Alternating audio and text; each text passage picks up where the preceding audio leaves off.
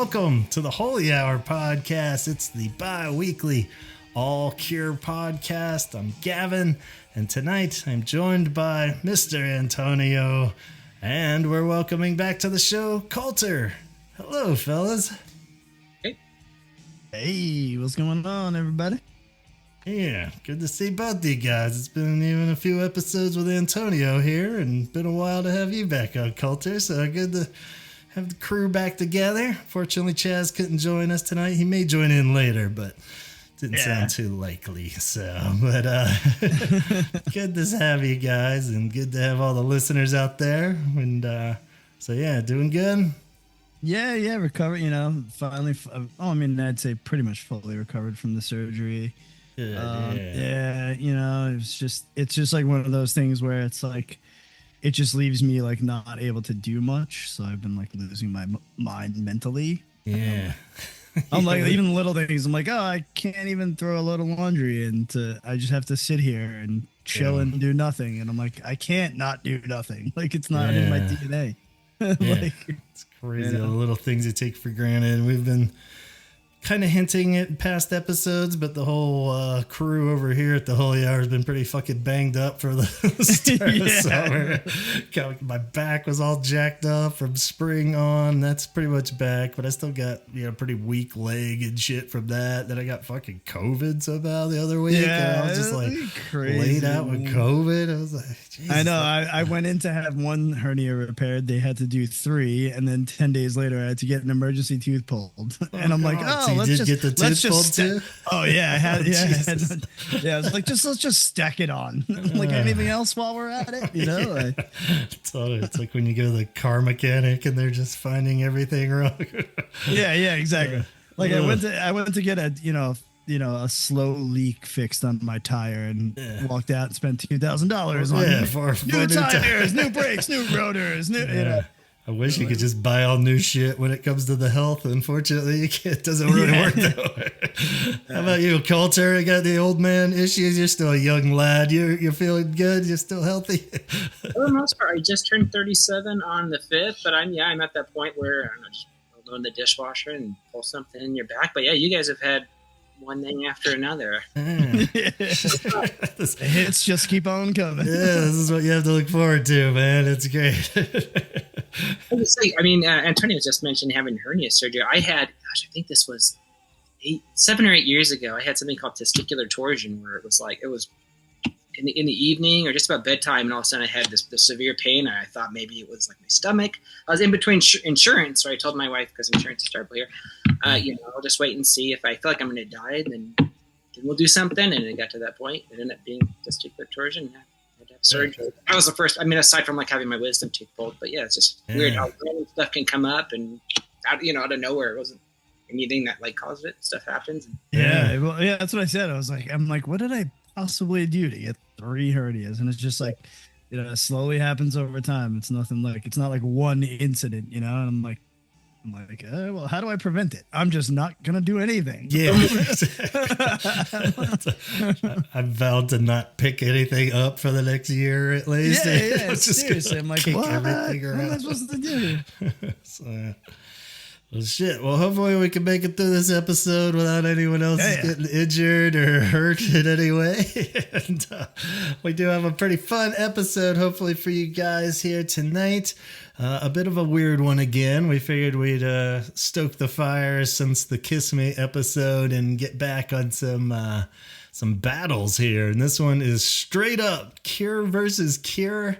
We're finally doing it. We're putting songs and albums and topics against each other, kind of condensed versions of like what we've done in the past. We did the Cure Awards, which is basically a glorified version of us picking our favorites and shit like that. And then with Coulter, he brought in the idea of bunch of episodes back now. I feel like that was a pretty good chunk back, but we did a start, sit, cut where we had 3 choices of songs and we had to choose which one was our starter favorite and then which one we'd have on standby, and then we had to cut one from existence. And since the beginning, we've always been trying to figure out a way to do some kind of like March Madness battle brackets kind of episode, you know, but those always, like, the more I think about it, I'll just take forever and it would turn into like a 10-part, you know, battle of like whatever the fuck we're doing, and you need the graphics and all that shit. So we figured this would be a great way to just do super stripped down, easy, what was it, celebrity deathmatch kind of thing from MTV, where you just put two Cure songs or categories together, let them battle it out. We basically just choose our favorite, you know, or our whichever we're feeling today, and maybe give a few good reasons why we like that one more than the other. And, you know, kind of like what we did with the Cure wheel when we had to pit pornography versus disintegration, you know, and sometimes there's some logic behind it. Sometimes it'll just be something personal, something that you just didn't like that sax solo or something like that. Who knows? But I figured it'd be a good way. I was trying to play it safe and have Chaz here too, and that way it would be 4. So if we did tally up our choices, there would be a good statistical chance that there would be a lot of ties, you know, like when your kids are real little and you just kind of rig the game to be kind of a good tie, so everyone's happy. Wins. Yeah. But since it's 3 of us tonight, you know, there might be a clear winner. So try not to take it too personal, listener out there, if your choice does not win. But we'll see how we hold up. You know, what do you think? Sound like a good game, guys? Yeah. Let's go. So we basically broke it down to songs versus songs and albums versus albums, and then a couple weirdo topics in there of just miscellaneous categories that we could sprinkle in. So we'll hop around over there, and just hard to say how many we'll get through. If we get through them all real fast, then we'll bust out the Cure wheel or something like that. But let's kick it off with a pretty interesting one here. At the top of my list is a Forest live, pretty much any live version, versus a Forest studio version. I know a lot of people hold that song dear, and the archetypal Cure song and all that great stuff, but I don't know. Let's see. What do you think would hold up better? Like a really good quality live one from a certain era. You might even have a certain year or tour that you love, versus that classic studio recording. So who would like to kick it off? Should we do guest first? Coulter, you got? Yeah, let's let the guest kick it off here.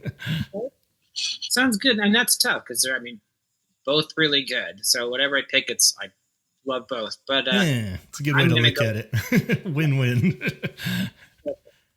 No, I'm going to go with the live version. I can't think of like a particular one. I've watched Trilogy a lot, and I think they put a Forest in both the last two. I went to, which was 2023 and 2016, and I just like the live atmosphere, and then at the end how it just kind of drags out, and then Simon does the little. But it's just a really fun live one. Yeah, they can really beef it up live. So. All right, good choice. What do you think, Antonio? So this was a tough one. Again, it's also one of those, obviously great Cure songs.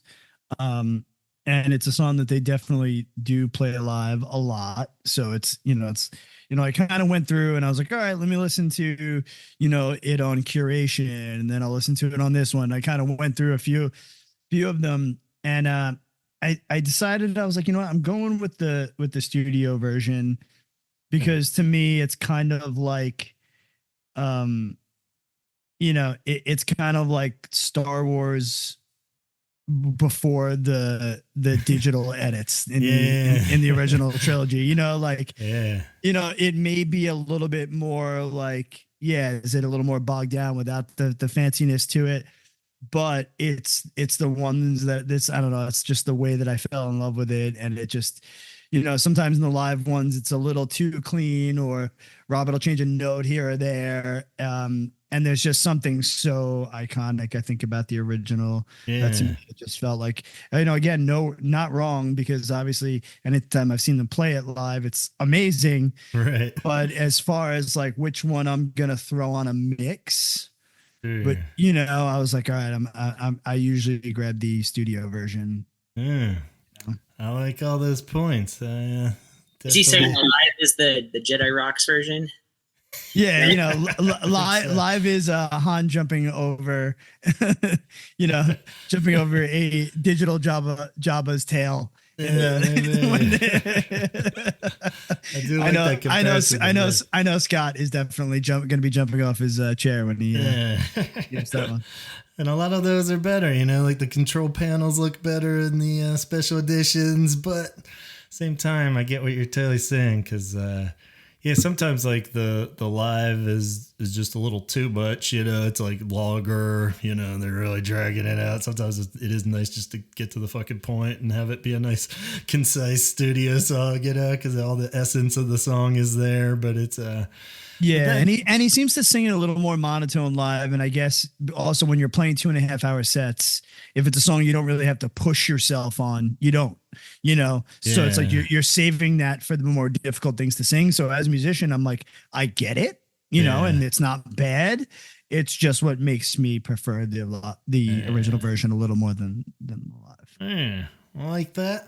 But I think I am going to go with the live one. So, just because I do like that it's a little more dynamic live, like you said, it's like, I love that the studio version is such a perfectly captured thing, but it is very robotic and kind of just like, no, just start to finish. It is kind of like they're on autopilot almost, and I feel like it does come to life a bit more, especially with like the Wish era ones. My favorite, where Simon like really fucking freaks out at the end. He's punching the fucking last hits and shit. It's hitting the notes hard. Yeah, that's true. So when you think of that, I'm kind of like, I think I have to go with the live one. So yeah, I went back and forth. I was like, initially live for sure. Then you almost had me convinced, Antonio. But in the end, I think I gotta stick with my gut there. So.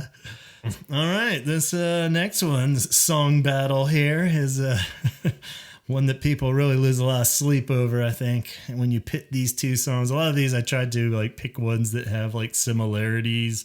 I didn't totally fact check myself, but I feel like it's somewhere in the 10 Imaginary Years book. He wrote that Shiver and Shake is in some part of kind of response to Give Me It, maybe just because it has an annoying sax part too, whatever, but somehow these two are kind of related, and I thought that would be a good battle for each other. So we have Give Me It from The Top versus Shiver and Shake from Kiss Me, Kiss Me, Kiss Me. So two kind of angry songs. They got some saxophone flurries, they got some yelling, but they both very like the in Cure fashion, both lyrically start like halfway into the song. It was two very similar to go up against each other. I was like, oh, good call, Cav, good call. I was like, touche. Yeah, and up until 5 seconds ago, I just still hadn't really settled on my pick, so I might change my mind again. Why don't you go ahead first, Coulter, and kick it off? Do you have a favorite between the two? Between the two of those, probably Shiver and Shake, although I'll be honest, I think that going back to the album where you guys kind of revised Kiss Me, I don't think I included that in the track. Yeah, but, like a lot of us cut that one. I like both songs. What's the I don't know if I have a demo of Shiver and Shake, but isn't there a demo out there of Give Me It with a different name? Probably, yeah. I don't know off the top of my head, but yeah, not sure. Did you prefer that over the Give Me It demo? No, I can't. I'm trying to remember the demo off the top of my head. I just remember that it had a different name, but I can't. Yeah. Huh. So, I don't know if this is the right title for the demo or how I got it, but it says Cats Like Cheese. Give Me It demo. Oh, okay. Yeah. You have to investigate. Was it on the bonus disc or is it? No, I think on YouTube. I think there was one on YouTube, and any demo or a different version. Yeah, who knows? I mean, I made it for all I know. Yeah, who knows? Huh? Yeah, I don't remember that sticking in my head, but very cool. So yeah, would you go with Give Me It then? Or? No, I'll go with Shiver and Shake. Shiver and Shake. Okay, go. I kind of agree with Antonio about the top. Like, I like it. It's not one of those ones I go to a lot, but there's sometimes where like Dressing Up, I like that song. Or certain songs will pop in my head and I'll go back and listen to. Cool. How about you, Antonio? You lean one way or the other? Yeah, I think I was the only one in the Kiss Me episode that didn't cut Shiver and Shake. Yeah, he kept it on there. Yeah, and I do prefer it over Give Me It. You know, I mean, I will say that it could be one of those situations where obviously, you know, the top being my least favorite Cure record, I've probably listened to, you know, Give Me It less. Yeah. So it's like it, you know, that could be the factor to it, but I do enjoy Shiver and Shake, and I think because it is not, you know, as time went on, and when you look at the discography, it is very out of the box Cure for them, you know. So, and it does, I think, stand in, it does have its place, you know. Yeah. And as far as angry Cure goes, it's not like angry like self-titled, which just sounds angry for no reason. Right. Totally. Yeah, this seems a little more sincere too. Yeah, like he's really just gotta. Yeah, it's more like passion than anger. You know, I'm gonna go with that. Poor Lowell. I think that was the proven source of this one, was which is really awkward because he's like still in the band, you know. So he's like, yeah, awkward. But yeah, I guess I don't know. I still go back and forth. My deciding factor, I was gonna lead Give Me It because I like the. Dude, that's kind of cool. But then when he's saying Shiver and Shake, that's kind of cool too. So yeah, I think I'm going Shiver and Shake too, actually. But to be honest, they're both kind of not too high on my list of absolute favorites. But, so we'll give that a clean sweep for Shiver and Shake over Give Me It. This one might be a little tougher, but again, two songs that I always felt were a little like partners in crime, little buddy songs that always get paired well together, often played back to back at set lists and such. But we got The Walk and Let's Go to Bed. Which one would be the reigning champion? Coulter, do you have a favorite? I really like both of those songs, but I would probably go with Let's Go to Bed. Yeah. I get that one stuck in my head more. I like the like the just straight up catchiness, and it's a tough one when you really start digging in, but you got that. So put you down for Let's Go to Bed, huh? I feel like when we're done with all of this, just listening to these questions, I want to go back and listen to the other song, and I feel like, you know, if we talk about it again, I'd go, you know what, I think I like The Walk. By tomorrow. We have a couple of weeks. You could call it in, and I'll just change the. I'll splice you in. But what about you, Antonio? You got one or the other? You know, pretty tough. They're you know, good ones to put up against each other. These are two heavyweights. But for me, it does actually lean a little towards The Walk. I get the same like catchy feeling from both of them. I think they both will get stuck in your head. They have that aspect to them. But The Walk for me, like, just has some lyrically, it has some lyrics that really jump out to me a little bit more, tipping the scale, you know, because it's not the catchiness, it's not the recording, it's not the this, the that. Like, they both have those really good things about them.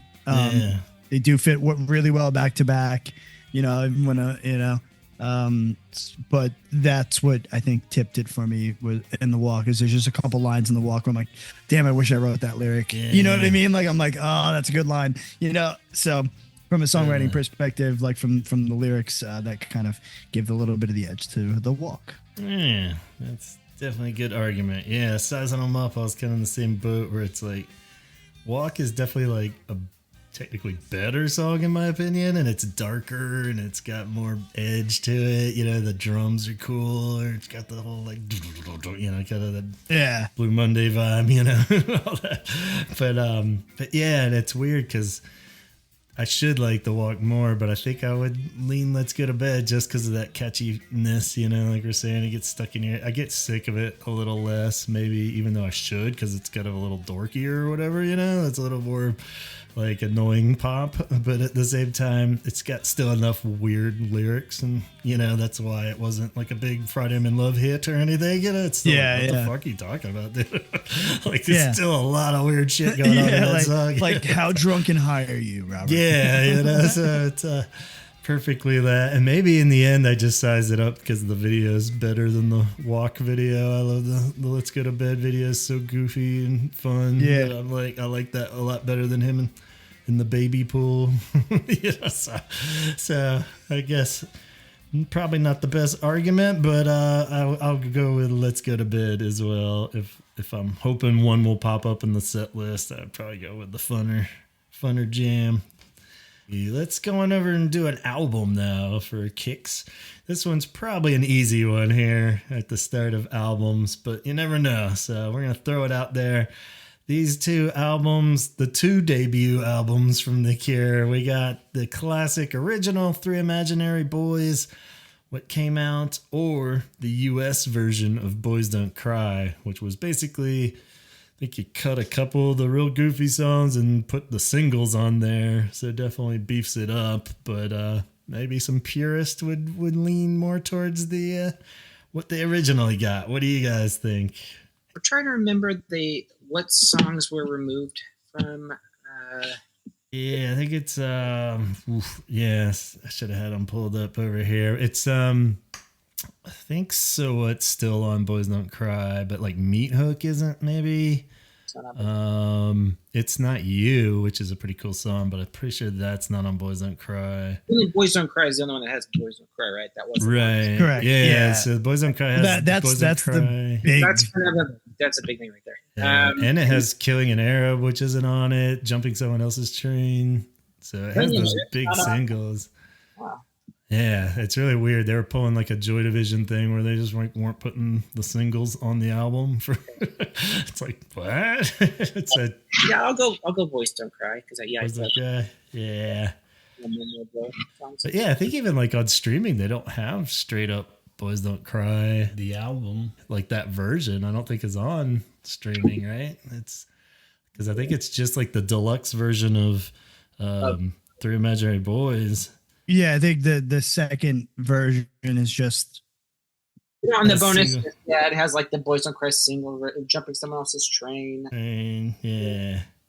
Yeah, I mean, you have like, at least on Spotify, you have like people that have put together the playlist. If you want it just on your own, like there's a Boys Don't Cry playlist that has all the songs. Yeah. Just someone put those songs in the order, from the record. There's a Spotify question that might pertain to other people's curiosity. iTunes or Apple here has, because Killing an Arab isn't on this, which is weird because they added the singles Boys Don't Cry and Jumping Someone Else's Train. So technically they should have just put that on there too. But it's not on Three Imaginary Boys.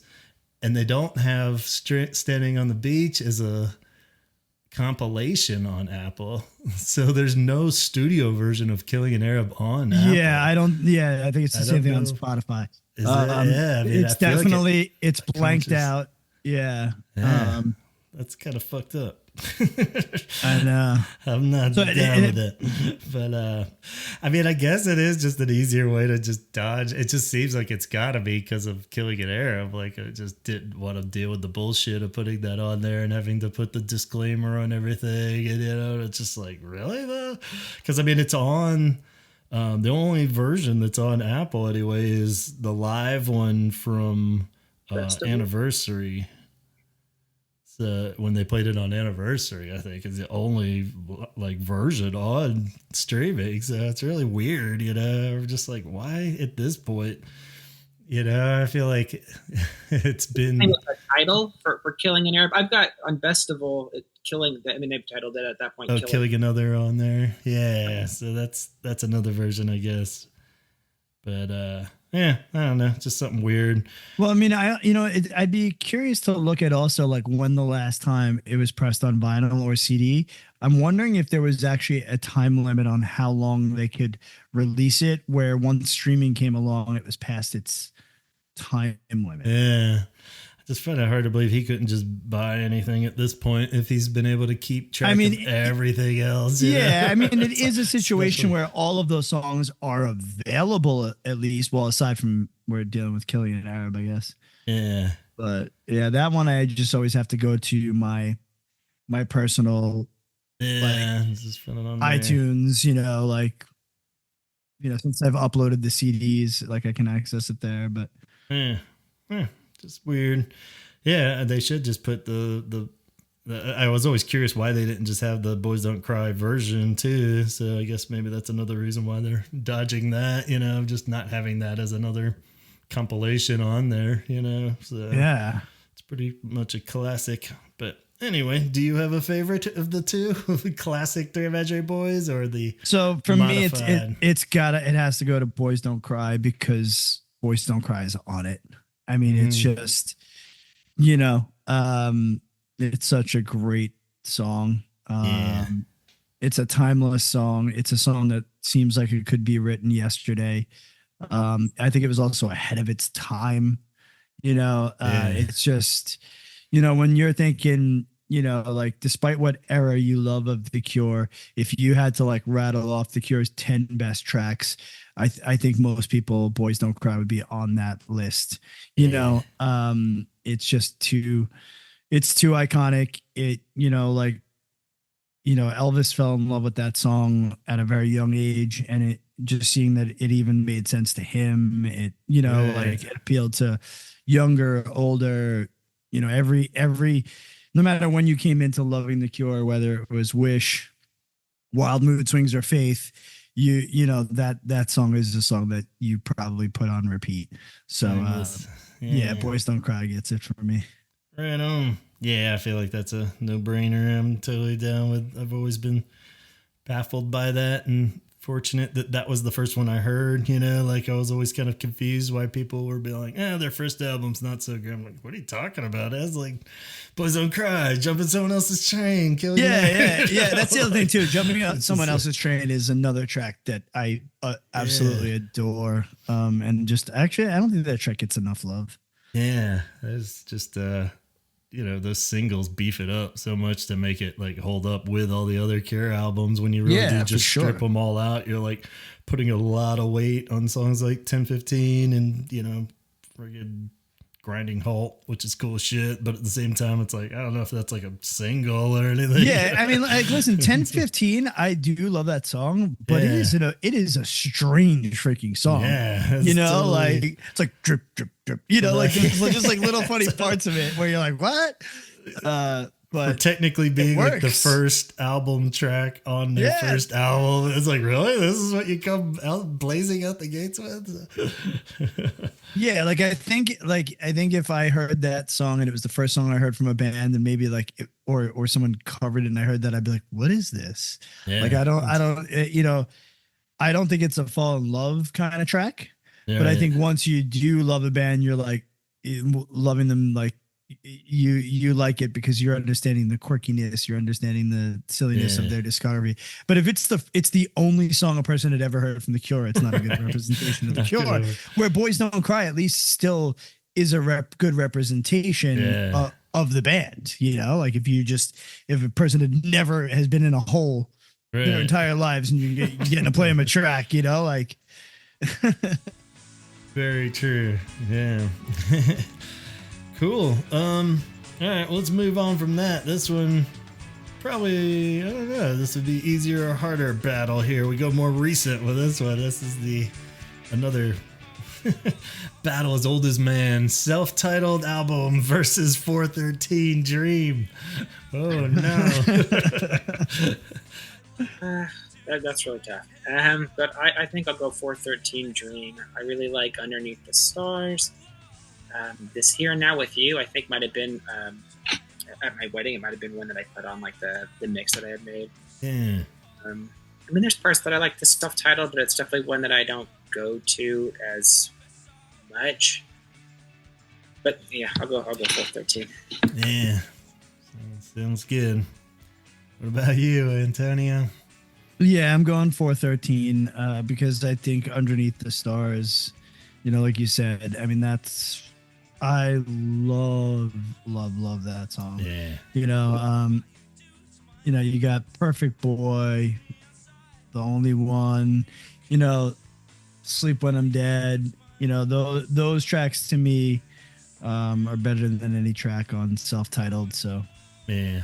Even though it's not going to be in the top half if I put my favorite Cure albums in order, yeah. but it's still, for me, top is my least one. is my least favorite. No, actually, no, top or self-titled depends on the day of the week. Right. Right on. Yeah, I'm with you guys. I feel like the ones that do land are a lot better on 413. Like when the ones that hit really hit. Right. Where there's nothing that really hits. Even though self-titled has become less nauseating to me as time has gone on. Yeah. And like I said, sometimes I'll put it on in the background and I'm like, it's not bad to have like on in the background, but it also like I'm not putting it on a driving playlist or in my headphones to really zone out, right. And I do think, like I said, if the songs are written well and if another band performed those tracks, I think I would like it more. If, I know I've said this probably a million times, but if like that was a Deftones album and it was Chino singing, not Robert, I'd be like, okay, this is a good record.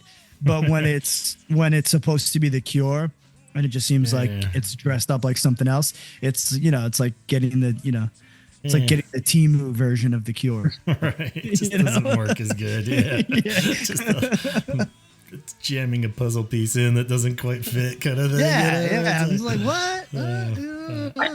I think that like the demos or the unreleased stuff or like B-sides from self-titled, I might like a lot of those more than stuff on 413. Like is a Boy I Never Knew, was that a self-titled demo or no? Yeah, self-titled I think was from that. So yeah, I mean there was some stuff that could have saved that and some rearranging, like Beauty. Yeah. Like Why Can't I Be Me? I mean, was there an original track listing or what's his name? Ross Robinson. That he was like he wanted, but Robert wanted it.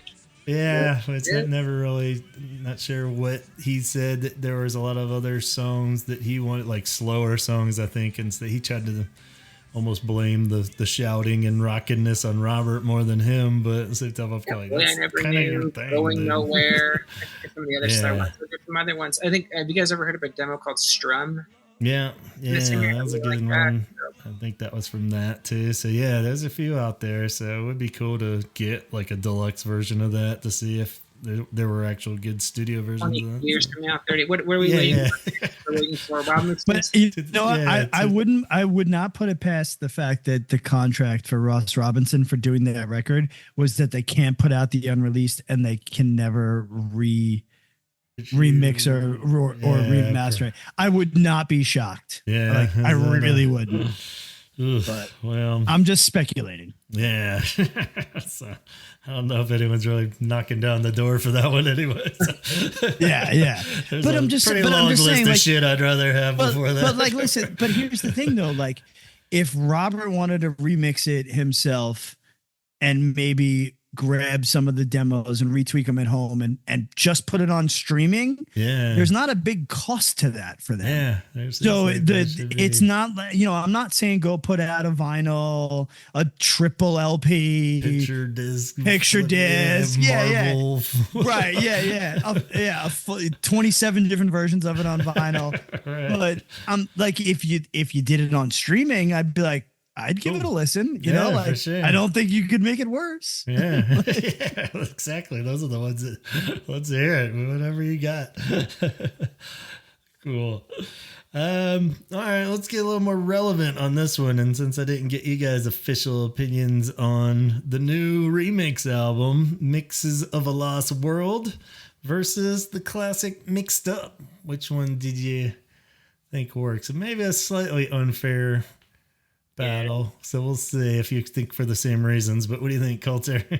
Part of it is I feel like I haven't had enough time with Mixes of a Lost World. How long has it been out now? A month or so, or longer? Maybe a month, yeah. So especially by the time this comes up. So. I feel like I put it on shuffle. Or they would release like a a single or put a little bit out at a time when it was like the cinematic. Don't remember all the names of them, but none of them there's really. like 124 of them. So Right. Yeah. So none of the ones I listened to, the one by Mogwai was okay. You had mentioned, I think, in the most recent episode about this album, that there was like another track that was just done. Was it a Fragile Thing? And it was like released. Mark separately. Saunders. I don't know why it didn't make the cut, but I kind of like that one. I thought that one was all right, but I have not given enough time to that, because there's so many. I think you had mentioned like 3 of each or something. Just a lot. And it's Sanders. Didn't he do a track on Join the Dots? He did a bunch of their old remixes like back in the day and Mixed Wish and stuff like that. So Mixed Up, I've familiar with it for a long time. It's like you and probably Antonio as well. I'm not the biggest fan of like the remixes. You have to be in the right mood, and I'm trying to think like, why do these ones sound so different than things like Mixed Up? And then it hit me the other day. Actually, I'm like, well, Robert did Mixed Up, right? That was him kind of doing what he wanted with the songs. Torn Down was all him, but then Mixed Up was other DJs and stuff too. Well, like DJs are just like sound engineers, right? It was more like kind of extended mixes, as a lot of those were kind of like just.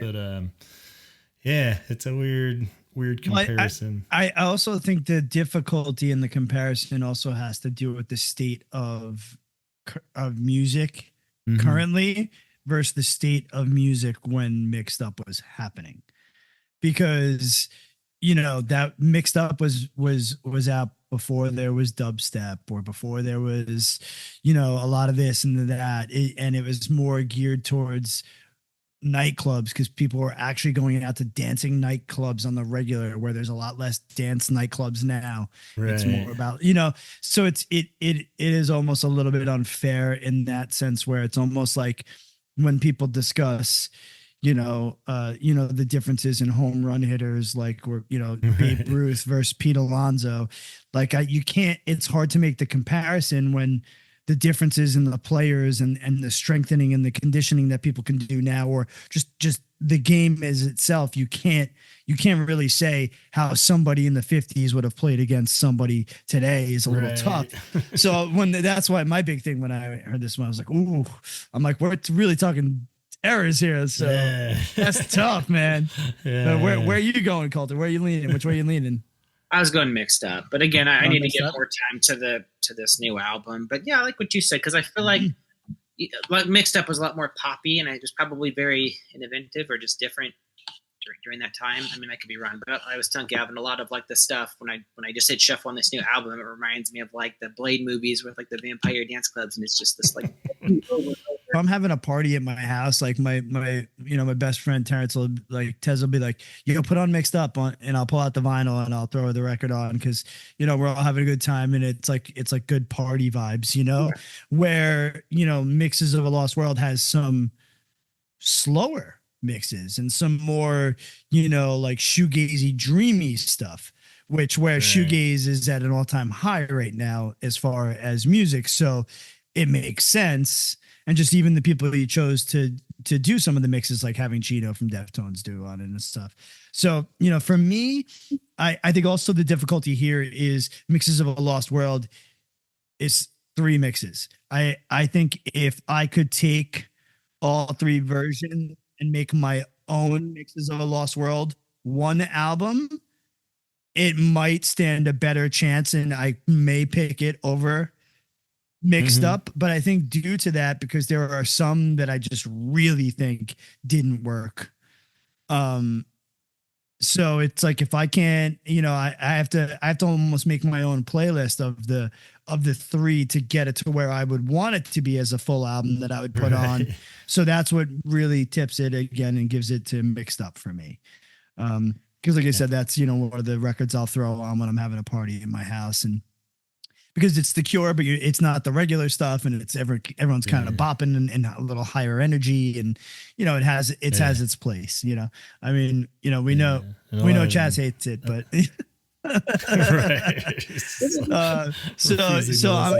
I'm going Mixed Up, but I probably would go Mixes of a Lost World if I could pick the track listing.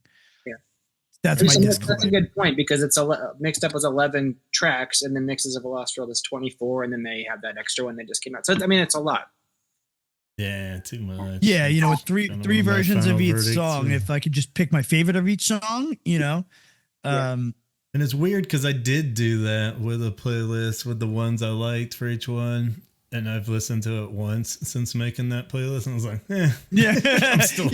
Like, was it really worth my time putting it all together? I like it better, but at the same time, I'm still like, I'll just listen to the fucking album. It's just that, to me, it goes back to the source material kind of thing, where it's like mixed up. It's unfair because those are all already poppy singles for the most part. Right, yeah.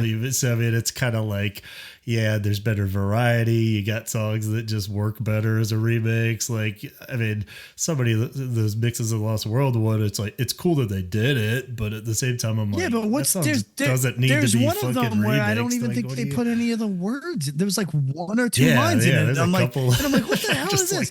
That's not a because then it's not a remix. You're sampling a Cure track. Yeah.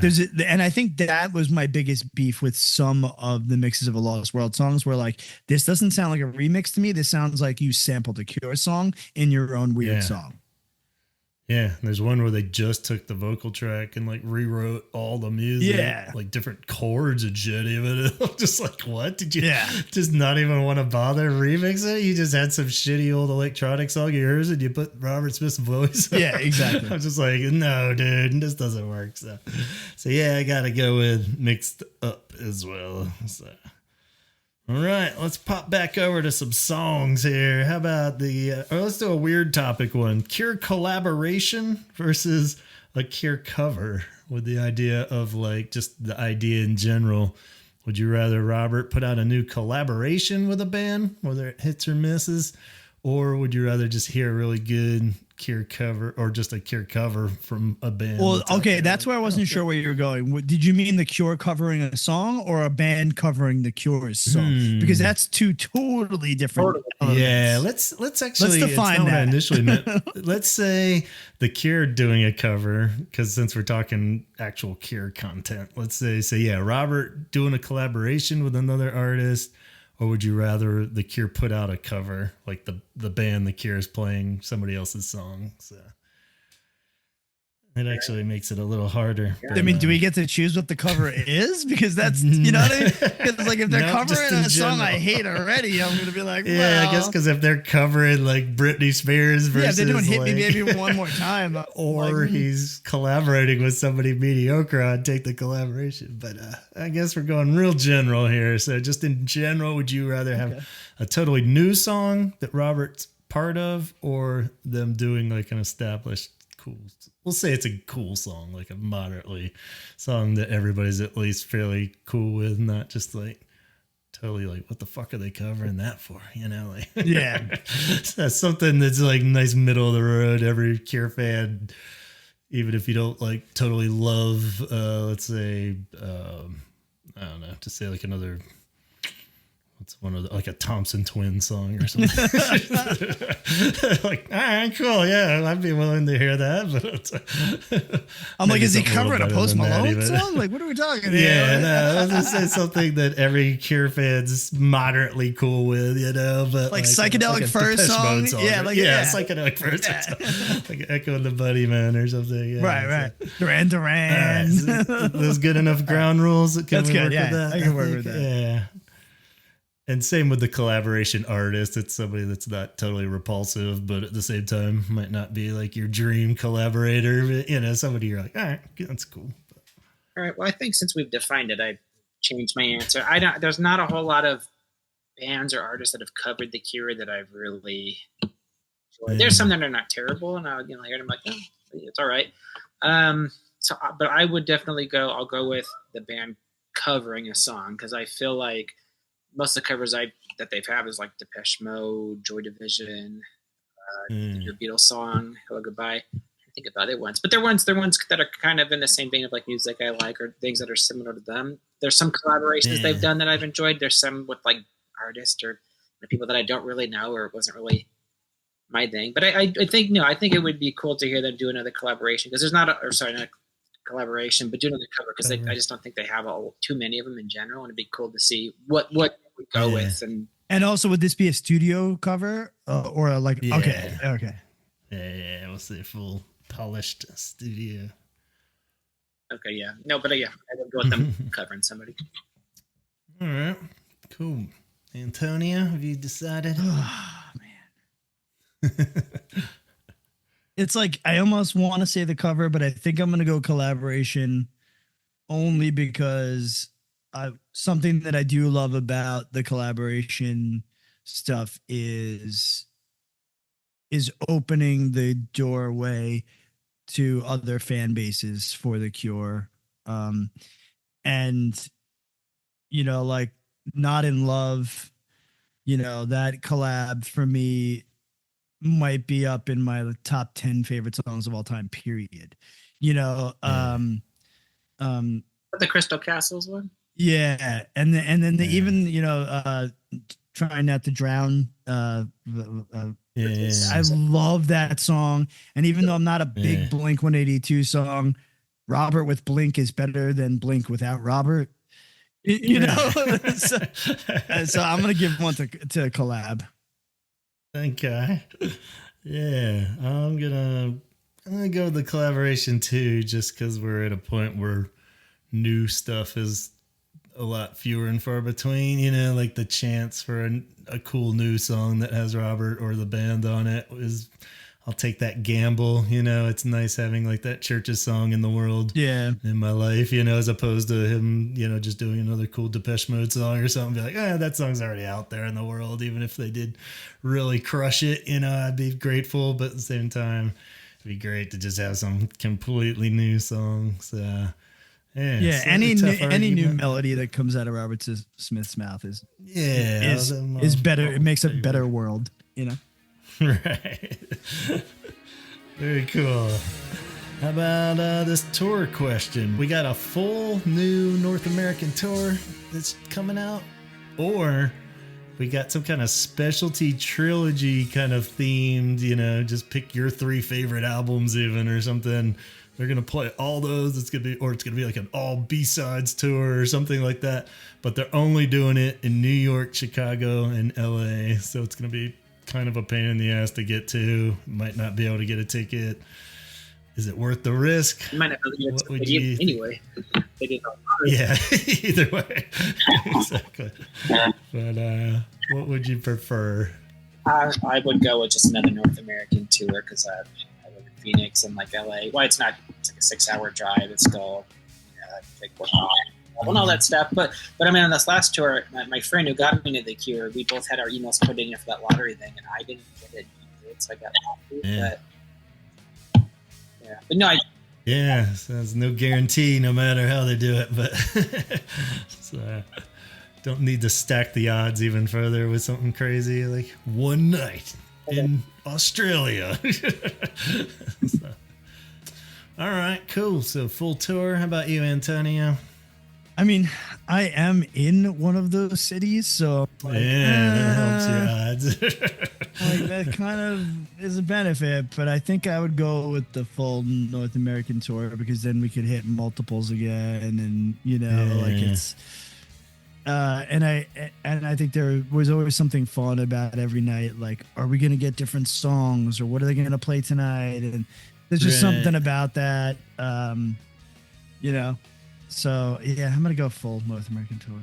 Yeah, it's a good point. As much as everybody loves a good theme, sometimes the theme ones kind of take the fun out of, like, exactly what they're going to play, except for that little bonus encore or whatever. Yeah. It's like, well, I guess we're hearing all of this, especially if there was, like, one album you weren't crazy about thrown into a trilogy thing or something, So, yeah, I'd go with the full tour, too, maybe just because I'm boring and predictable at heart, but I'd rather. I think they, like you said, they do enough excitement with just a regular set list that you could do that and get some surprises in there, and you could just get an awesome show. You could see multiple shows. As much as a cool theme would be nice again, but I'm with you all on that. Clean sweep. So there you go, Cure people. If you're listening out there, let's just announce a big regular tour. That's all. You don't have to do anything crazy. All right, let's pop back for some songs then. Hot, Hot, Hot versus Why Can't I Be You? I believe this was episode 6 or something. Donald and I did one of these really early on where we tried to pull the pros and cons. I think he ended up hating both, and then I chose one, and I can't remember which one I chose. Well, didn't you just re-upload that episode? I did, but I didn't listen to it. So that was the hard part of re-uploading all those, was like pulling the file up, and I was like, do I try to fix the ones that sound kind of shitty, or I'm hearing a part and I'm like, oh, I should just cut that out. That sounds terrible. I feel like if I'm also going to edit these and upload them, I'll be here for a week. I was turning into George Lucas here, where I was going to do the special edition version of the episode 6. Yeah. So yeah, I had to just go with the bare bones. But Hot, Hot, Hot, the 2 poppy ones, I guess, from Kiss Me, Kiss Me.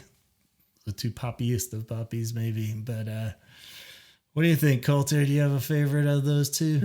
No, I like both, but I'll probably go with Hot, Hot, Hot. I feel like it's one I have heard less. Maybe it's played less live. Yeah. I feel like I hear Why Can't I Be You a lot. Yeah. Yeah, it's definitely a good point. A little bit of overkill with that one. But maybe for a reason. What do you think, Antonio? I am, super into both tracks, but Why Can't I Be You? Like that's one of those songs, like, I put it on and I could just like dance around my kitchen, cooking and being crazy. And, again, it's also, there are just some great lyrical lines in that song that I love, from I'm like, that was a great line, dude. Yeah. So that. Okay. Yeah. I think like I said, I'm not quite sure where I landed last time. Even I would go back and forth depending on the day. Pretty easy with these. I feel like Hot, Hot, Hot's a little like cooler and weirder, and it was like great song. But yeah, Why Can't I Be is pretty, especially the recording. Like, well, while watching it live, it's a blast and stuff. But listening to like a bootleg of it live, it gets kind of annoying because it's kind of thin and keyboard trumpets and shit. Yeah. Like, okay, but when you really look at the song, it is catchy as hell, and if you're in a good mood, it's pretty spot on. So I think I'll go with Why Can't I Be You as well. All right, here's a tough battle one. We've got Boys Don't Cry. We've already praised Just Like Heaven, which we always praise. What happens when you put those 2 together and try to duke it out for your favorite? One will never exist ever again. One will live on forever. What do you think? Do you lean one way, Coulter? I would go with Just Like Heaven. I feel like that's... they're both very popular songs, but I think like if you like to someone who's not much of a Cure fan or doesn't know them that well, I think that's a song that a lot of people know, and I think it's a good case. It's not like Antonio was going back saying, with collaborations and it brings in a new generation. I think that's a song where like people hear and it brings them in, and hopefully we'll go from there. Good point. What do you think, Antonio? No wrong answer here, but Just Like Heaven as well, because I think Just Like Heaven, I say this all the time, is probably the most perfect written pop song ever. And I think it transcends genre. I think it's just like you can't be in a bad mood when that song is on. Like there's just, there's like that kicks in, and it's just, fuck, you're like, damn, like it's truly like the most unskippable song too in the world. Like, no matter how many times I've heard it, 40,000. I've never heard boom boom boom and been like, oh you don't go, I've never. This one again. It's like, is this still going? It's always ends a little too fast. It's always just like, And it's I'm also with you ya. can I be gotta in a go with miserable situation like shopping in fucking Target, and it's a busy Saturday, and it's like you want to kill everybody, and that song will come over on the speakers, and you're like, oh, it's okay, I'm in Target, and The Cure is on, and like I don't know. Totally. Yeah, and musically, it's in the same vein. Of course, I feel like it builds on what they did with Boys Don't Cry, even same key and everything, but it's like I feel like there's a little bit more with Just Like Heaven. You get the cool synth and the piano part, I mean, it's just layered a little better than Boys Don't Cry. Is a little more straightforward, post-punky, Yeah. so you get a little more bang for the buck with Just Like Heaven, I think. So I'm there too, so I guess on that kind of stemming that vein of songs, how about Pictures of You versus A Letter to Elise? You son of a bitch! I literally wrote brother against brother. I literally wrote "F-U" next to it because I was so mad at you for making me have to make this decision. Yeah, this is a tough one. I wasn't sure which would be worse: Boys Don't Cry versus Just Like Heaven, or this versus A Letter to Elise. I think just because Letter to Elise is such in the same vein as, I mean, it's like it's two of the most beautifully wrten songs. Yeah, everything's just like, oh man, it's like from the same blood, one of those. But what do you think, Coulter? This is probably the hardest one to like decide between the two of anything we've talked about so far. Yeah. But I would probably go with Pictures of You. I just think a lot of people have a sentimental value with that song. Like I know people at funerals, or it's just a very, very important to them. And I think it's, another good song for people who are just getting into the band when they hear that it just kind of goes from there. But Letter to Elise is one of the top songs too. So yeah, that's really tough to put between the two. But I'll go with Pictures of You. Yeah, I'm with you. What about you, Antonio? Yeah, I had to go with Pictures of You. It's just, again, really tough.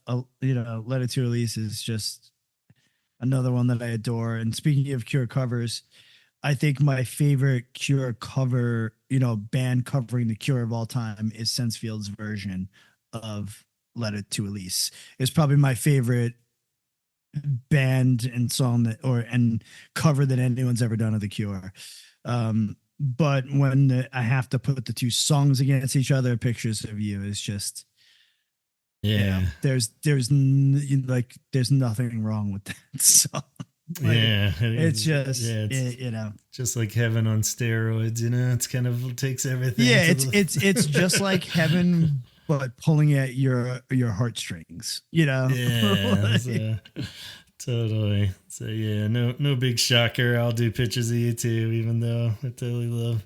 Maybe on some, going back to what you're saying too, Coulter, of like by just throwing the name Elise in there, it takes a little more of a harder to relate to, kind of, because it's it's like, what is this full story? You're piecing together his story a bit more than everyone's story. Like Pictures of You is like, you can modify so well, like we've talked to over and over again about that, but it's like, such a wide umbrella with Pictures of You. With Letter to Elise might be a little more narrow. You're like, what is going on in this story exactly?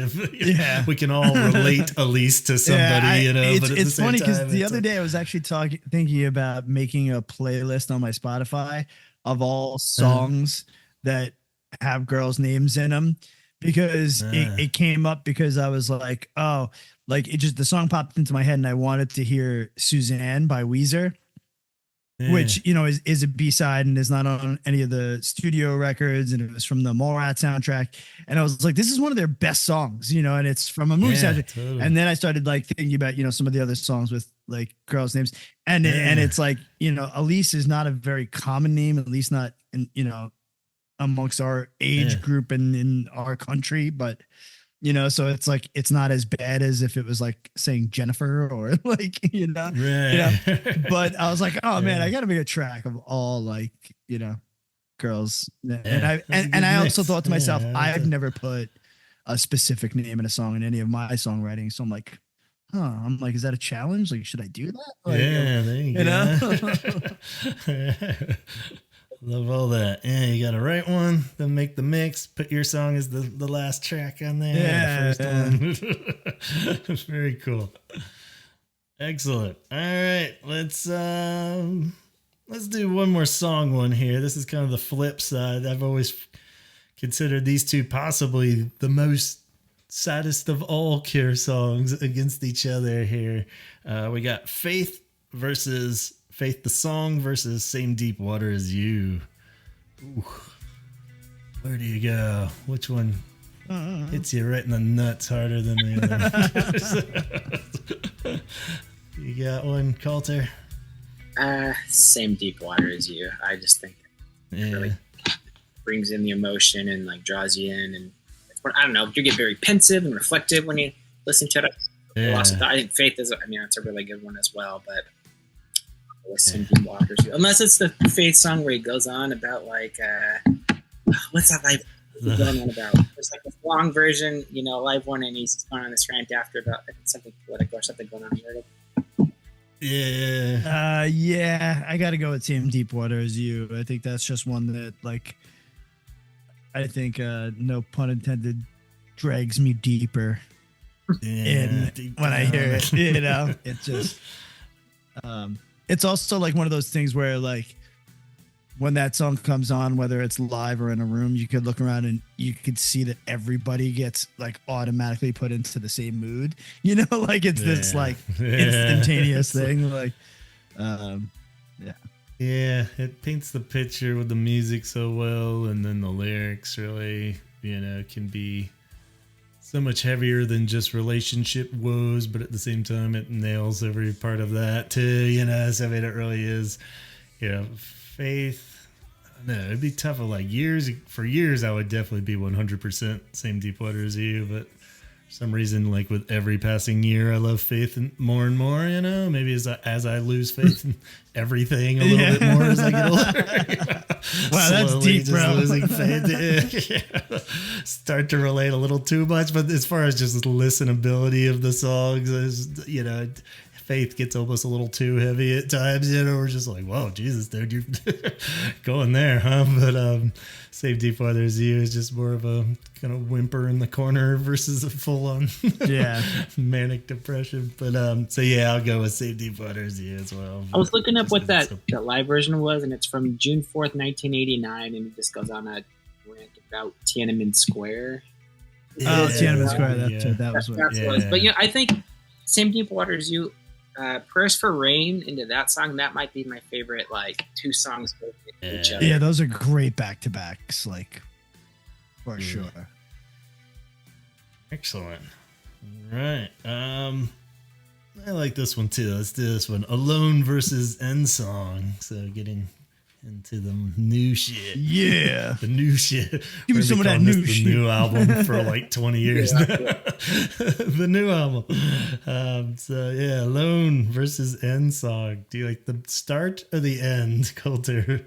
I like End Song.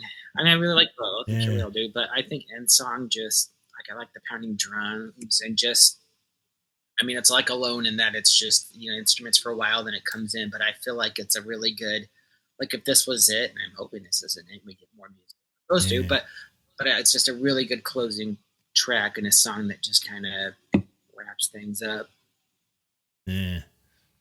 Good point. What do you think, Antonio? This was another really tough one. I again, my hat goes off to you with how well you put things up against each other in this. Thanks. But for me, it's still Alone. It's funny, when I initially saw it, my brain was like, oh, I think End Song.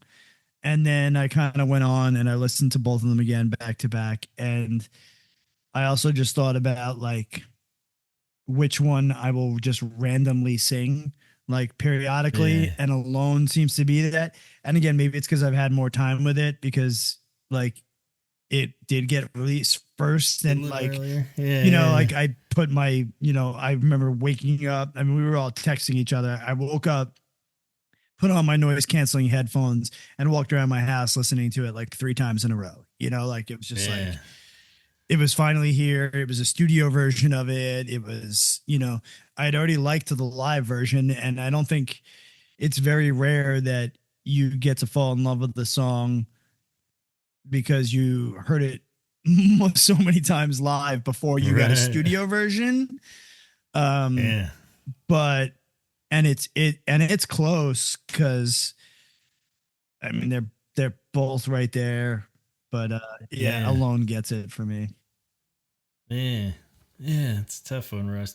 We could go back and forth any second now, but the same reasons as both you guys said. So I'd go with End Song actually, only because even though, like you're saying, I think Alone probably has more like wanting to listen to it, like it kind of fits more as like a Cure song that'll just constantly. But for some reason, still, like the deciding factor for me is End Song. When it comes on, I still get the chills and the goosebump when it goes, when you hear that first part. I still get excited when I hear it. That's the same.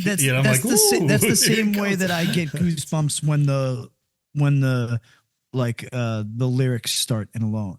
Like there's like all of a sudden a switch goes on and I'm like, oh my God.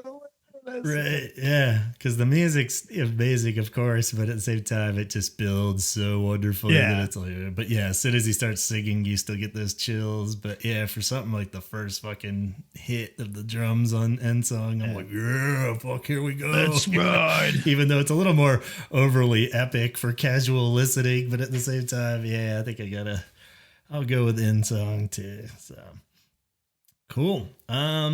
This one was specifically for Chaz. So if you're listening out there, Chaz, this is for you. How about Never Enough versus Wrong Number? 2 bonus track add-on standalone singles that Chaz holds so dear to his heart that I knew that this would be a very tough decision for him, and not in a good way.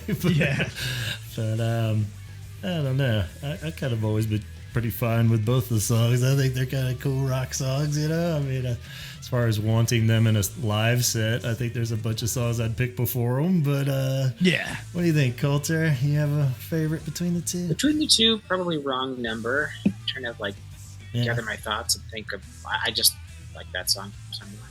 Yeah, it's probably nothing that needs super analyzing between these two. It's just like, exactly. Go. What do you think, Antonio? For me, it's Never Enough by a small margin. I think it's like, as like my Spotify will spit out like random stuff, I think I found myself on occasion skipping Wrong Number if it came up, where Never Enough I might leave on, more so. I don't dislike them. It's also just, it depends, like, 'cause sometimes when I'm in a mood for a specific feel, they maybe don't hit that feel, but I don't despise them like other people. Right. Totally. And I think I go with Never Enough too. Maybe just sentimental value is heavier with Never Enough. When it came out, it was a big deal. Yeah, I think that's the thing too. I think when it first came out, I think I was like, ooh, like a little bit more. Rock and roll Cure. Here we go. Is that video is badass. What did that one come out with? Mixed Up. It was like the one new song on Mixed Up. So. Yeah. What was Wrong Number? The new song on Galore. Galore, yeah. On Galore. So, I do like the little sequencer shit on Wrong Number. I wish that stuff is cool. More of that with the little kind of shit with like the cool guitar stuff. Yeah, but you know what though? Works. If they did that more often, all of a sudden they would just be like later shitty Radiohead. Right. could go a lot of wrong ways. Did Reeves no, wait, did he play in both of those or either? He played on Wrong Number. That he was like the guest guitarist on Wrong Number. So yeah, that's a huge factor too. But I think even like lyrically, I just like the whole concept of Never Enough or something's like a cool whatever. Never enough, and Wrong Number's a little like lime green. Lime. I'm like, what the fuck? Yeah. Sounds cool, but what are you talking about, dude? Yeah. Cool. Oh, let's do this one too. Freak Show versus Sleep When I'm Dead. So, ooh.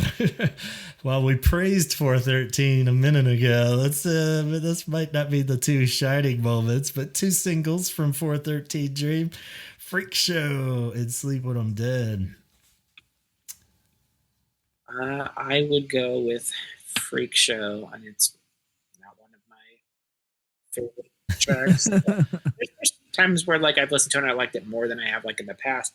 Sleeping Dead might be, and I mean, people might really be upset with me for this, but it might be my least favorite Cure song. As weird as that sounds, and it wasn't that. Is that the one where it was like a Head on the Door demo? That's what they claim. Yeah, there was never any kind of like old version of it or anything. But yeah, he said I think it was just an unfinished song from the Head on the Door era, which is kind of crazy and hard to imagine. But Doesn't sound like it at all. But no, I've just never really. It's one I often skip, and I've never really gotten into it. But one that I should probably go back and listen to, and maybe my change. Yeah. What about you, Antonio? You lean one way? I think I lean a little more towards Sleep When I'm Dead. No, definitely neither one is on my, favorites list. But I would say Sleep When I'm Dead, because there are definitely, again, there are lines in that I think just kind of work. And I kind of get the point of like where he was going a little bit more from the storytelling perspective, that I'm just like, okay. I think I agree for the same reasons too. Like just the chorus is pretty cool. Like the sleep on, like the verses are unmemorable and whatever. But right, like, but there's something about the chorus. Kind of cool. I think that's a good way to look at it. Is I think the chorus does hit a little bit more. Where I'm not looking at the whole song as a whole, because it's not a song that I really, really like either one. But if you're your chorus is supposed to be your everything, I think that chorus kind of hits a little bit more. Yeah, Freak Show is just always a bit of a mess, I feel like. And the redeeming part I always liked initially of Freak Show was that it was just such a try to reach for something kind of funky, weird to have Poro back in the mix, like if Poro wouldn't been there, that would have been completely fucking worthless to try that song, or right, you know. But just having a little of that Kiss Me flavor back into a Cure song was kind of like, okay, cool, yeah, I'm down with this. And then I was over it real quick. And now I'm over it. Paris versus Show. This is one we've had a sort of topic and episode on. Changes hourly, probably for most people. So. Yeah, that's another one. I think that it just depends, but probably overall, I think I find myself listening to Paris more, and I think it has Charlotte sometimes. I'm trying to think what the differences were, but I felt like there were more unique ones. Yeah, a few more deep cuts. Yeah. Well, for me, like you said, Paris, because it has a part on it. And I think that, I do love that song, and I think that's that thing that tips the scale for me. Like, I'm right there with you. It's more about the set list as opposed to, it's not like one that I think sounds better than the other. I mean, I could go into that analyzing, but I agree with you there. There's just some tracks on Paris that I think stand out more and apart. Yeah, because one of the cool parts of Show is that it's like doubles as a greatest hits almost, because it has all the big singles and stuff. But yeah, I think for diehard Cure fans or somebody that's just listening to them, I go with Paris too. Yeah, it had like Apart and At Night. Figurehead, Letter to Elise, even, it's Shout Sometimes, Dressing Up, like definitely some weird ones that would never be on a live album now, probably, unless they're doing something really elaborate, So, cool. So that's a clean sweep for Paris. Huh? Didn't it just get a reissue a couple of years ago? Just a couple of years back, and they added Hot to it. Yeah, so that's pretty cool. Yeah, that's a good one to have out there still. So cool. Troxy versus Entreat Plus, we'll say, just to make it one full album versus another full album. does it just boil down to Disintegration versus Songs of a Lost World though? So it's hard to say, but which would you prefer, the live Troxy or Entreat?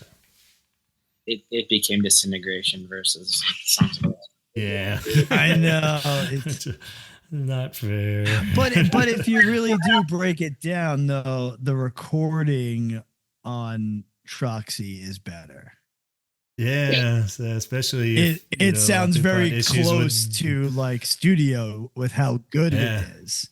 You know, that's where my trouble was. And I'm like, is it which one I'd rather listen to? Or are you actually telling me like which one's a physically better live take of a record? Yeah, you know, because I'm like, because yeah, a lot to that point, Disintegration's so fucking great that you want to probably just put on fucking Disintegration. I don't really just throw on Entreat that often, you know. I'm kind of like, if I want to hear Disintegration, I'd put on Disintegration. Yeah, like, I think sometimes I have, and I'm not even like on the team of didn't like the production of the new album. I think it sounds great and everything, but same. Like there, it is fucking sound great live though. So I have just like put Troxy on instead because I kind of want that sound more than like the full studio blasting version of mix or Songs of a Lost World, if that makes any sense. Yeah, no, I know what you're saying.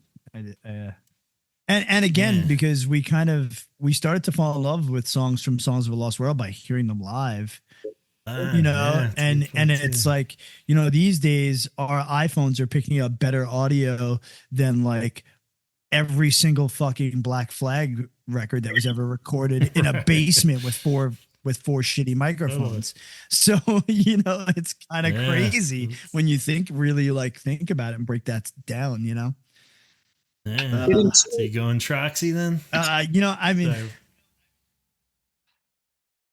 I you know, initially I had put Entreat plus, but I think I'm going Troxy because I think you're right. Like, I'm more likely to listen to Troxy live than Entreat live. I think the only time I really put on Entreat is when I'm busting out the vinyl, just because I'm like, all right, I haven't listened to this one in a while. Let me just put this record on, you know, just because you want a little bit of the ambiance of the live. But yeah, that being said too, like Prayers for Rain and Disintegration. I was gonna say the Prayers for Rain is that. Yeah, that's that one. Yeah, so you might be right. Arguably better versions than the studio ones. I'm gonna go back to my original. I'm going back to Entreat plus. Yeah.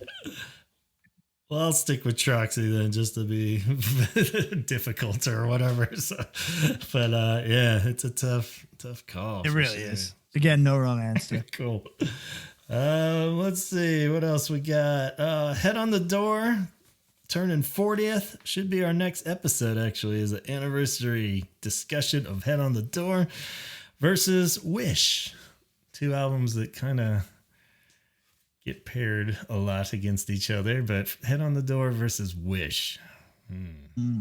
This is another really tough one, like your plain song versus Letter to Elise. Maybe Wish, just for like the flow of the album, like as a whole in its entirety. I really like Head on the Door, but you know, it's got the really like sinking, and then it'll have like Screw and kind of over the place. But can I just have both? We each get one where we're like, can we just get both? Yeah. I'll go Wish. Going Wish, yeah. It's definitely a little beefier. Has a little more meat on the bones. What is it, 9 tracks? How many do you guys know off the top of your head how many tracks is on Head on the Door?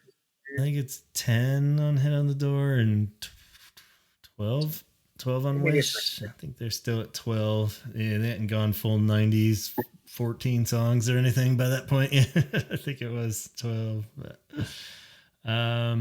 okay. Right. Antonio? Again, tough one, but I'm going to go... I got to go Wish. Because when it's me putting on full records and listening to them, I feel like I kind of will go to Wish a little bit more. Could it also be from the fact where it's It's the Cure album I didn't have on vinyl for the longest time. And I hated that I didn't until they did the re-release, because I just could not afford an original because you're not getting one in decent shape for under $250.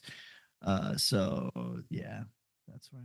The craving for so long. Yeah, maybe that's it, but yeah, that's all valid reasons for sure. I'm gonna go with Head on the Door, actually, just as far as how I usually rank them. I think for years it would have always been Wish, but I think just they're definitely back to back in my rankings because they are so close. Pretty close, yeah. Just yeah, and I guess there's not really any real reason. I guess some of the songs just, I feel like I get sick of Head on the Door a lot, or maybe just because it's so concise. Even though, like you're saying, Wish does flow a little bit more and has a little more weight to it, but at the same time, I think that's it to me. It's a little more cohesive. I feel like Wish is.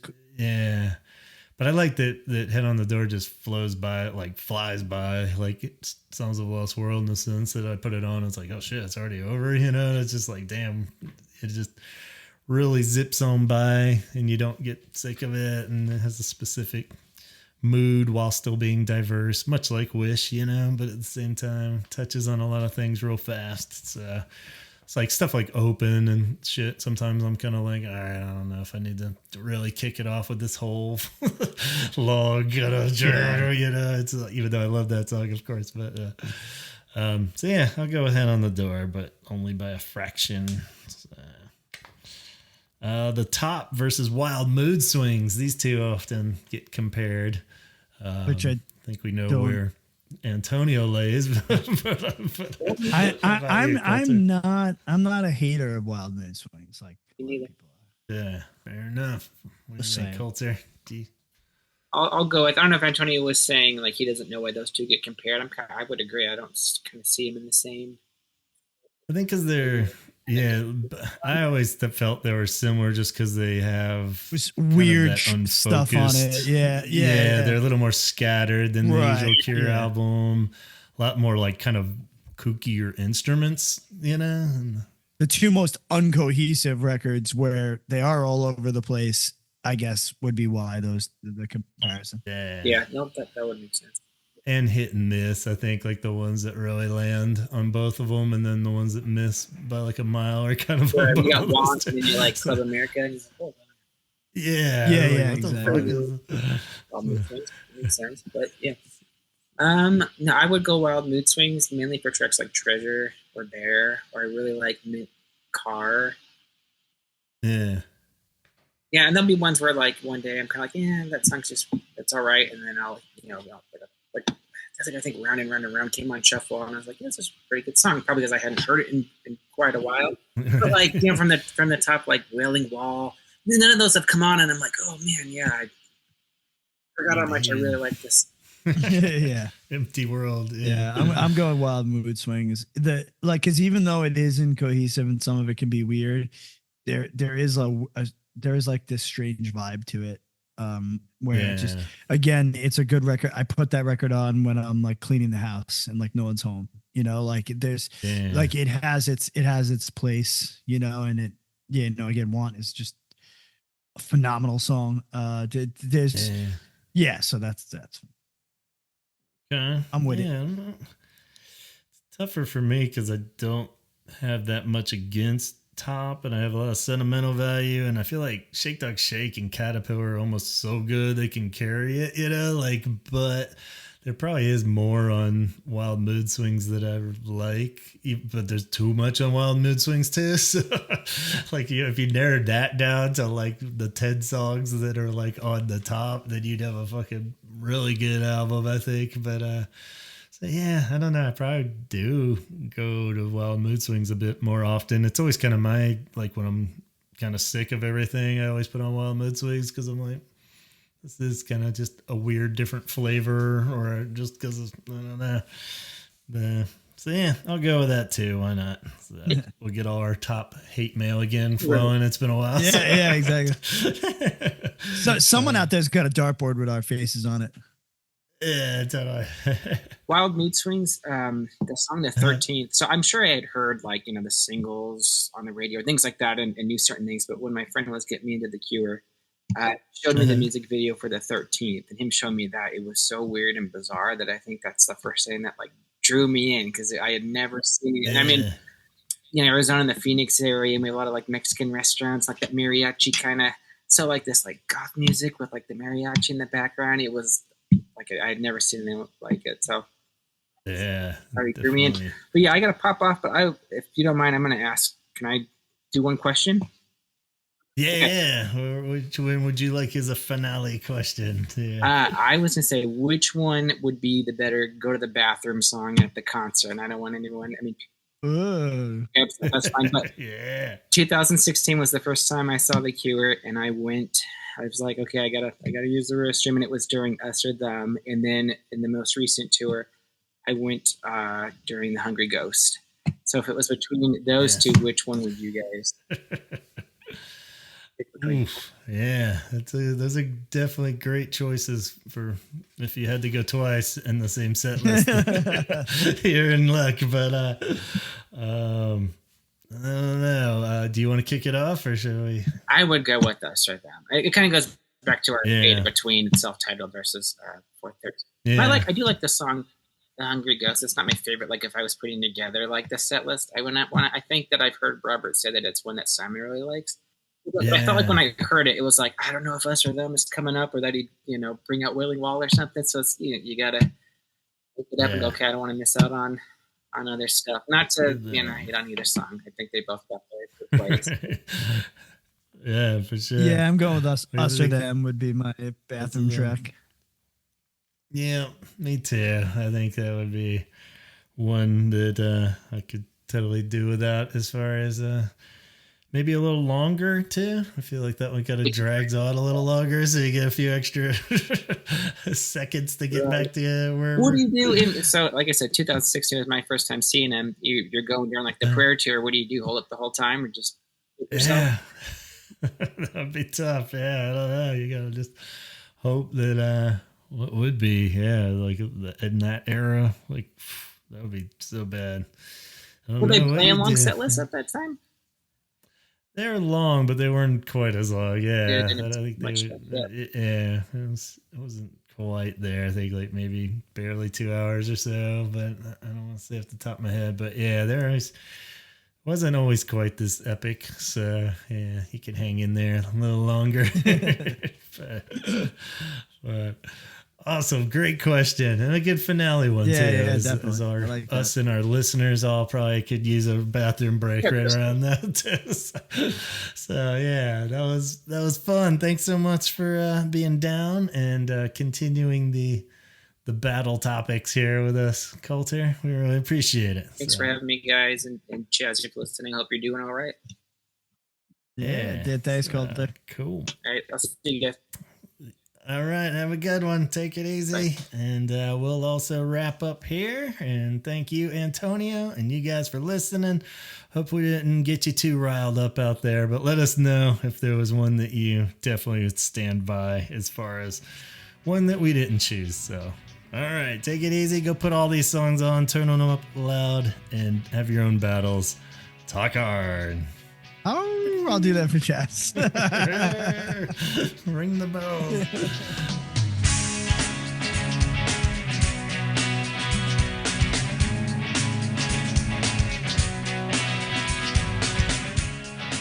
Okay, thanks again, Coulter and Antonio, and you guys for listening.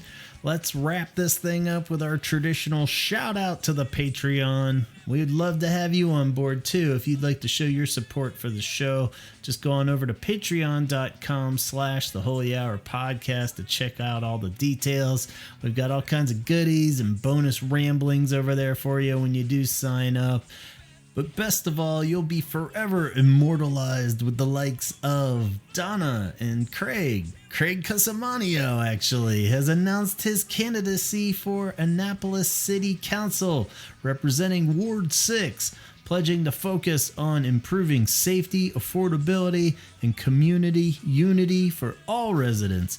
Craig is a truly outstanding guy that not only has been a supporter of this show and the Patreon from the very start, but is also a genuinely cool and sweet fella. I was lucky enough to meet him before one of the MSG Cure shows in 2023 at the meetups, and he was just as charming in person.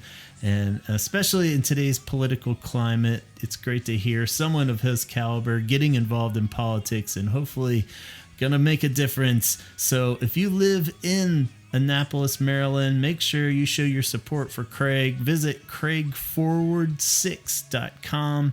You can check out all his updates and donate and help out his candidacy. Let's get more Cure fans in office. Come on. Good on you, Craig. And also, shout out to Jeff Hilton, of course, another wonderful human. And Jeff Cortland Jones, of course, and Sue and John, Alan, Allison, Dion, Amicio, Matt Ford, Tom Burns, Letty, John Roberts, Jason, Tony, Ben, Matt Fisher, Danny, Coulter, Tom Johnson, Francisco, Arno, Chip, Amber, Nicholas, Shirley, Jason Hall, Steve, Mara, Caroline, Brian, Sean, Colin, and Jennifer.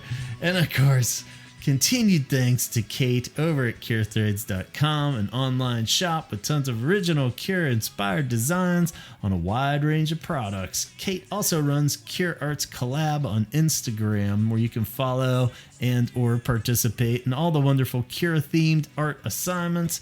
Currently, I believe you can still post a quick video of your workspace, Cure-related or not. I'm feeling you'll probably got some Cure knickknacks hanging around. I did one for my tiny little nook here. So go check out Cure Arts Collab if you want to collab. Scott Kruger is co-host of the Sarlacc Digest. That's an all Star Wars podcast or YouTube show that happens to have 5,000 plus subscribers. So check out the show live every Wednesday evening, 8 p.m. Pacific time, on YouTube or Facebook. You can also watch it on there, with replays everywhere that you stream your podcast. Obsessive Geek, The Obsessive Geek, is David's Etsy shop. It's packed full of cool products created by David, including 3D printed recreations of Cure album covers, Boys Don't Cry keychains, and designs inspired by Labyrinth and Neverending Story, just to name a few. Everything is super high quality and affordable, so visit The Obsessive Geek on Etsy. Dana is a super talented freelance animation, illustration, and motion graphics designer, and currently open to new work and commissions. So go check out her work at graphics, that's graphics with an X, .tv. Tanya would like to spread awareness of 988lifeline.org, suicide and crisis hotline with over 200 crisis call centers located all over the U.S., available 24/7, offering free and confidential support for people in distress with numerous prevention and crisis resources. Tim is part of New Waterloo, an independent hospitality development, design, and management company. You can check them out at newwaterloo.com. Lisa recommends visiting Dickens in Calgary, Canada. It's a great venue delivering all kinds of live shows with cool themes. DickensYYC.com has the full list of upcoming events. Jessica recommends you check out clubnevermore.com to find all their upcoming schedule of events and goth-related happenings. And if you're missing the sound of Chaz's voice, please check out his other podcast, the Excommunication Station podcast, where he and Chrissy take on the evangelical church. New episodes drop every Wednesday. And don't forget to check out everyone's favorite new Morrissey Smith's podcast called Morrissey and Wine. Here's a quick snippet from its creators, George and Chris. Now, our podcast is all about a slow, reflective, considered discussion about Morrissey and the Smiths. We don't jump to conclusions or rush to cancel. We just really want to think about the topic. You can find us on Instagram, Twitter, and whatever. And of course, on podcast services at Morrissey and Wine. Yeah, and I think there's definitely, although some of us might not want to admit it, there is a big crossover between. It's not, you don't have to pick a side, and I think there's a lot of crossover, and people like me, I really obviously love Morrissey, but I also like very much Robert Smith. So if you want to find us, it's Morrissey and Wine on all major podcast platforms. We do a video version and an audio version. We hope you come and give us a try, and we'd love to have you on board. Okay, exit through the Holy Hour gift shop over there to the left. Pick yourself out something sexy to wear. And there's all kinds of cool designs to choose from. The link is in the episode description. And that's all for me, guys. Enough sales pitches and shout outs for now. You can officially start listening to the Head on the Door 24/7 as we gear up for its 40th birthday celebration. 40 years. Oh my goodness. So subscribe, stay tuned so you don't miss out. But most importantly, talk hard.